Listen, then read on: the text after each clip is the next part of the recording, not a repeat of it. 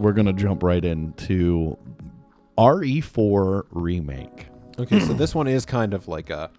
I think I'm gonna leave the article alone. Uh-huh. Or should we get into it? No, you can get into it. I mean, whatever Okay. you need to do. Just we're gonna fill you in on the RE4 rumors. We talked about a little bit about RE8 in the rumor thing. So that's coming out, but this is not clear whether this is a rumor or not, because this article's 4 days old. Just disclosure, this article's 4 days old, and the article I saw that pointed to this was 2 days old and said it wasn't confirmed yet. But this one's kind of talking like it's been confirmed. Okay. So I don't know. Complete honesty, I don't know, but this sounds legitimate. So after a whole thing about being wary of leaks. I mean, this is this would lead me down a path to where I'd be like, yeah, that makes sense. Mm-hmm. But it is based on like supposition. This is an article from Video Games Chronicle. I missed who. I'll get it. You can just hop in. I'll pop it up. Andy Robinson. We love this guy. Yeah, he's becoming our new chalk.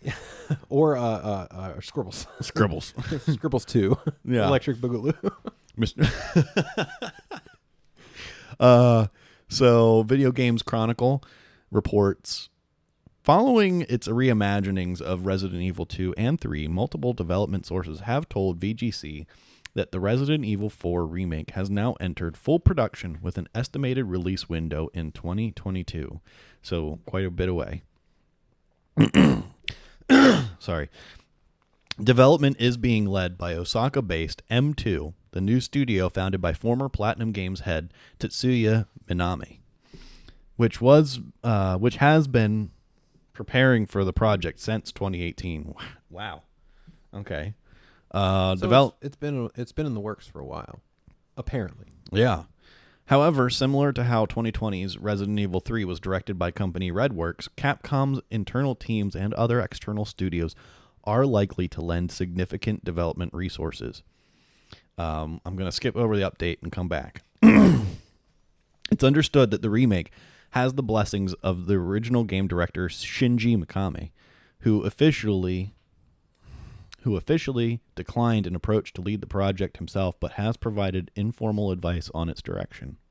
The studio helming the remake has been in operation since 2018 and is comprised, I think that was supposed to say, yeah, okay, of many former Platinum and Capcom employees.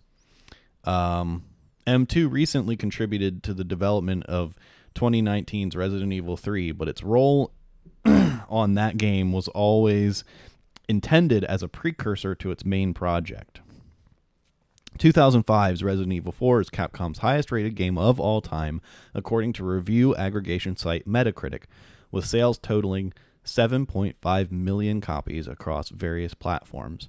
Now, I'm not going to read the rest of the article. I think we have enough that we can go over this. Yeah. But there was something else that I wanted to pull out real fast. If you don't mind me taking one moment to do that. In recent years, now this is just in recent years, Capcom has successfully focused on creating new games in its existing franchise. Resident Evil 2, released in January 2019, exceeded expectations with sales approaching 6 million units. And then this says update. Capcom says that Resident Evil 3 remake shipped 2 million copies worldwide in 5 days, while the Resident Evil 2 remake has now shipped over 6.5 million copies. Okay. And one more thing. I said I'd go back to this update. The update says, more alleged details have emerged on Capcom's Resident Evil 4 remake project, including claims that it will be co-developed by parts of the RE2 and Devil May Cry 5 team. Okay, with all that out of the way. You know what? It's actually pretty funny. This article also references Dusk Golem, a.k.a. Aesthetic Gamer. Does it? According to info provided by reliable insider Dusk Golem and verified by VGC, Resident Evil 8 will release on current and next-gen consoles in 2020. Right, okay, but it's talking about that's talking about RE8. Right, no, I know. I just, So, yeah, proven reliable. And to his own admission, he lied. Yeah, that's great. Anyway, this predates that, though. Yeah, for sure. But In any case, so what it's not the main idea, like I think of the article, but I think I want to jump into it really quick. Yeah. RE5 has been or RE4 in the 15 years, I think it was, since it launched, has been re-released, never fully redone, but re-released on so many different platforms. Yeah, it's been remastered, not remade. Yeah. But it just keeps on, like, there's so many different iterations of RE4, and it's only sold 7.5 million copies. Yeah, across all platforms, across all versions. That's the sum total. There was a let's see, there was a GameCube version, a Wii version, PS2 version, a Wii version. There's probably like a TI-86 calculator version of Resident Evil 4. But regardless, it's been on many. They released it on Steam. I'm pretty sure they released it on PS3 and PS4. It's pretty much been a thing that you can get on every generation. Kind of like Skyrim. It's almost as bad as Skyrim. It's like Capcom Skyrim, basically. Yeah. And it's still less than 8 million copies. That boggles my mind. How? I want to know how. This is kind of like it's a little out of the blue, but it reminds me of like the World of Warcraft classic servers, where you're like, where are they going to stop? Where are they going to say that classic is done? Because they plan on releasing Burning Crusade after the all the content from the original World of Warcraft comes out. But like, okay, well, once they get through Burning Crusade, are people going to be like, well, release Wrath of the Lich King, release the next expansion? Like, where does the end of classics end? Well, and it's like, where do they stop remaking Resident Evils? That actually makes with the World of Warcraft, it kind of makes sense. And hear me out. Yeah. As time progresses,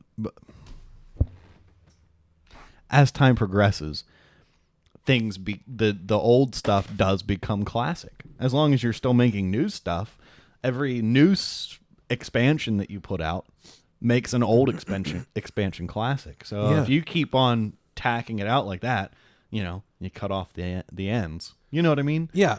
So with with Resident Evil, I don't think they're going to stop remaking them until they hit, like, I don't know. Like 5 and 6 don't make any sense to remake because they're modern enough and they sucked. See, they weren't good for a lot of people, but then a lot of people loved like the idea of playing them co-op with other people. Like there are people out there that really love like Resident Evil 5.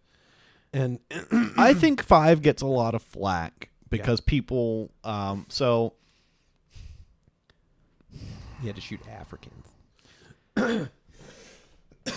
I'm sorry. You're white people in Africa shooting black people who are zombies, and so it has an unfortunate semblance of racism. While I don't think that was what they were intending, I mean, you are in Africa, and so there's much more of a... But then, like, why not have the mercenaries that you're playing as be black people? Well, what would be wrong with that? I also think that beyond just the setting and stuff like that, I think that people thought that the games were less tense, that 5 was less tense because of the setting. A lot of the time you were like out in the light, That could be, yeah. And you had another person. It wasn't that isolation that you felt in the other games. And it was a lot more action oriented. Then, there was a certain point where Resident Evil became like more action oriented than what people had hoped. But I always thought that like instead of survival horror with the tension, more survival. Yeah. And I think that 4 was kind of the start of that, where it felt like 4 was more action oriented and stuff. Like you could like back kick people, like with a button press, you could just like roundhouse kick somebody in the face. But I think people still regard it as like almost the pinnacle of the franchise. So I think that I think you stop at 5. I think so, yeah. And that's you're considering that classic Resident Evil. Wow. Sorry, I'm just full of gas right now. It's insane. I keep burping and coughing. So as somebody that really, really, really loves Resident Evil 4, Joe, are you excited for them to remake it, or do you think that it's not necessary? Because you can, if you specifically, Joseph, wanted to, you could go buy it on Steam right now and play it at 1080p, 60 FPS, and it'd be cool. I'm pretty sure I.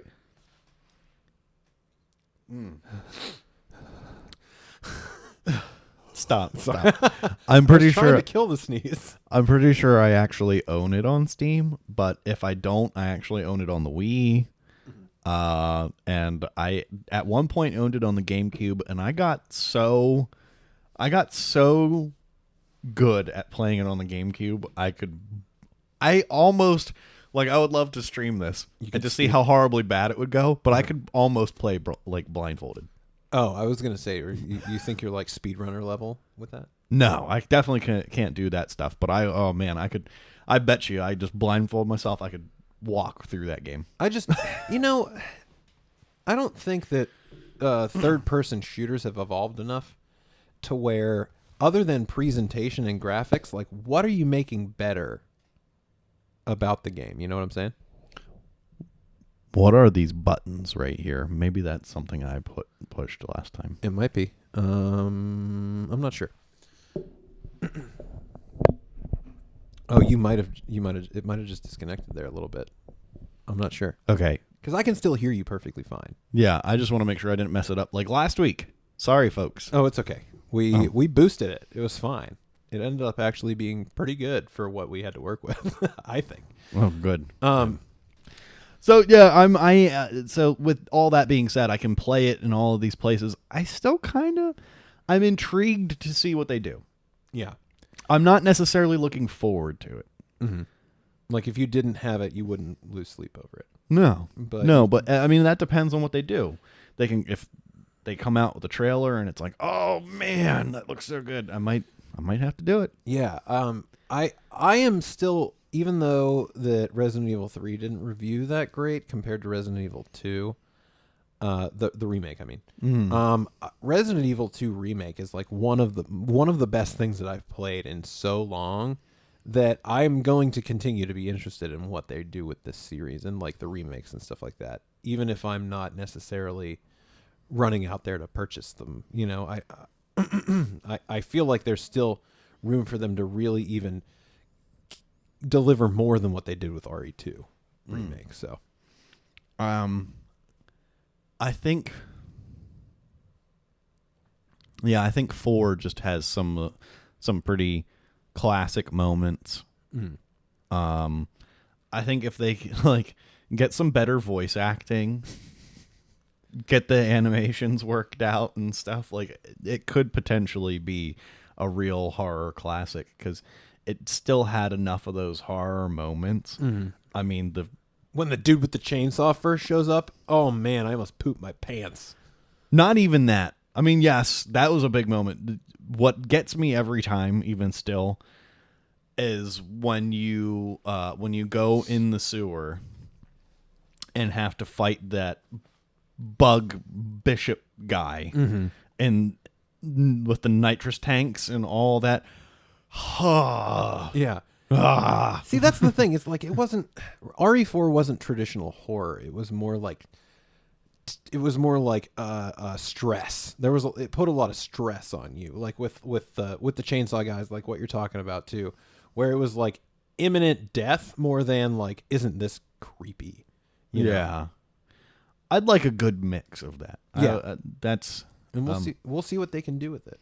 Now, if you are listening or watching and you have a recommendation for a good horror game that delivers on both tension and death and or tension and stress and what's the other, and like horror elements and also action, like if you have that game that you think delivers, let us know what you think it is in the comments below, or send us an email, whatever you want to. Hit us up on Twitter at Nonsensory1. We love you. We love tweets. We love birds. We don't tweet. We don't typically love Twitter discourse though.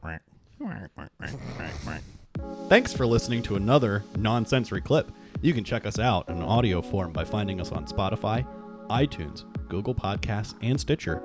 If you'd rather see us floundering around, subscribe to us on YouTube or come check out our regular Tuesday stream on Twitch at twitch.tv/nonsensory at 7:30 Eastern Time.